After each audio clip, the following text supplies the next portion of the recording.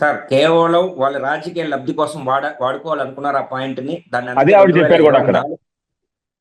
2024 ముందు 2020లో 2024 రెండు సార్లు ఆ టాపిక్ ని తీసుకొచ్చి ఆయన రాజకీయ లబ్ధి కోసం వాడుకున్నాడు.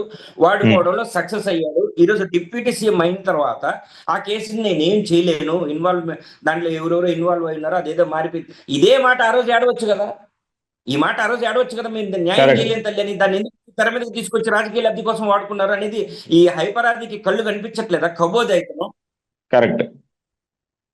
ఎందుకు ఇక్కడ కనిపించట్లేదు? ఇప్పుడు 2 సంవత్సరాలు అధికారంలోకి వచ్చి వీళ్ళు చేసిన మంచి పనులేంది? ఆయన మాటికి వస్తే సరే సార్. ఇంకొక చిన్న విషయం కూడా చెప్పాలి ఇక్కడ, హైపరాదికి ఖచ్చితంగా తెలియాల్సినటువంటి విషయం ఇది. ఎవరైనా సరే జనసేన పార్టీ కార్యకర్త చనిపోతే వాళ్ళ ఇళ్ళకి వెళ్ళి, అమ్మా నేను మీ ఇంట్లో పెద్ద కొడుకు లాగా ఉంటానని ఒక డైలాగ్ చెప్తాడు ఈయన పవన్ కళ్యాణ్. మీ ఇంట్లో ఇంటి నుంచి నేనే పెద్ద కొడుకు, నేనే చూసుకుంటానని చెప్తాడు.